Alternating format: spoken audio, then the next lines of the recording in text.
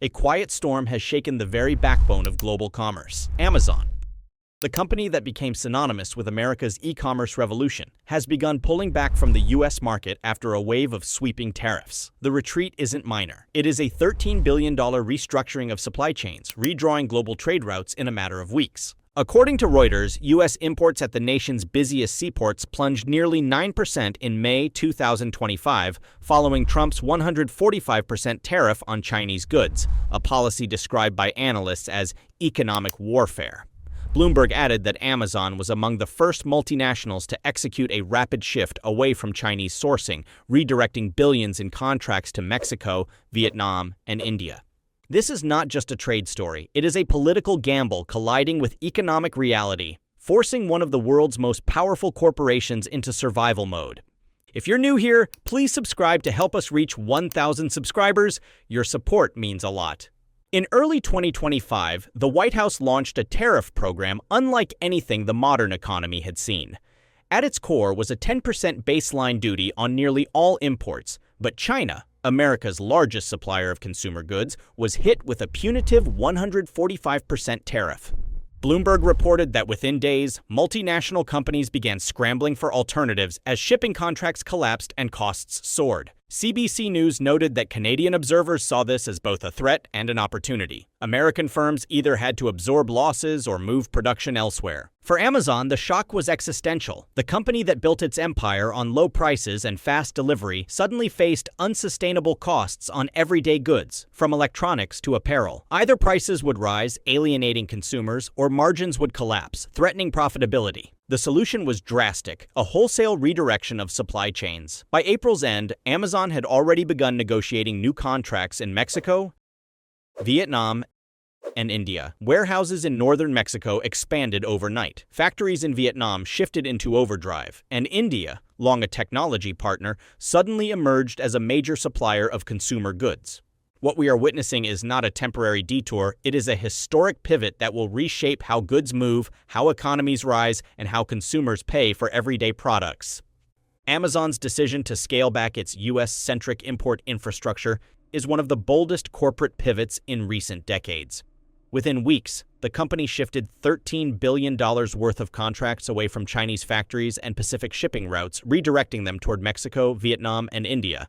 The shock was not just in the numbers, but in the speed. Amazon has long optimized for scale, efficiency, and cost. Yet, when political pressure turned the system upside down, the company abandoned decades of established logistics channels almost overnight. This wasn't optional. Tariffs at the scale introduced in 2025 made the old model impossible. The retreat signals a recognition that the rules of trade have changed, and that no company, no matter how large, is immune from political decisions.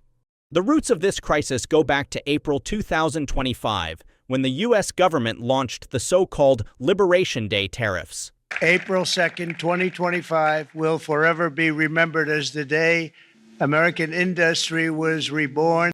These duties aimed to punish China for years of what Washington labeled unfair practices. The numbers were staggering: a 10% universal tariff plus an additional 145% duty on Chinese imports. The move was sold as protectionism that would bring jobs back to America. But instead, it triggered retaliation. China announced reciprocal tariffs on U.S. goods, and trade flows collapsed. The truce negotiated later, which reduced the U.S. tariff on China to 30%, came too late. By then, Amazon and others had already begun tearing up contracts and redirecting supply chains. Amazon had no choice but to respond. Electronics, apparel, and household goods imported from China were now unaffordable under the tariff regime. Retailers across the U.S. warned of rising costs. For Amazon, the decision was not about profit but survival. Amazon's pivot unfolded at breakneck speed. In Mexico, new warehouses were built in Monterrey and Tijuana, capitalizing on land-based trade routes that avoided maritime tariffs. In Vietnam, industrial parks once serving smaller exporters expanded into mass production hubs for Amazon. Electronics, clothing, and home goods began to roll out of new factories. In India, partnerships with suppliers deepened. The country's vast workforce and growing industrial base gave Amazon both volume and long-term security. Behind the scenes, Amazon's logistics software was reprogrammed to optimize these new routes. Trucking corridors replaced shipping lanes. Delivery models were recalibrated for longer lead times. The company's AI-driven inventory system was rebuilt to forecast delivery from entirely new suppliers. The pivot was not just about saving money, it was about preserving Amazon's core identity: speed, affordability, and reliability. The ripple effects were immediate. American ports, container traffic at Los Angeles and Long Beach plunged. Dock workers saw reduced shifts, truckers lost contracts, and local businesses near ports began to suffer. Communities built around shipping found themselves suddenly destabilized. Retailers, Walmart, Target, and Home Depot reported double-digit cost increases. Toy manufacturers and smaller retailers struggled with rising import bills. Even companies not tied directly to Amazon faced collateral damage as supply chain inflation spread. Consumers. For families, the pain became real. Prices on electronics and household essentials climbed by 10 to 20%. A laptop that once cost $800 now hovered near $1,000. School supplies and clothing cost more. Families living paycheck to paycheck bore the brunt. Winners abroad. Mexico thrived. Warehouses and trucking fleets expanded. Vietnam's manufacturing economy boomed, growing at double-digit rates. India secured billions in new investment. The very tariffs intended to protect U.S. workers instead fueled growth overseas. What lies beneath the headlines is a less visible but equally dramatic shift. Amazon's retreat is not only about warehouses and shipping lanes, it is about the invisible algorithms that run its empire.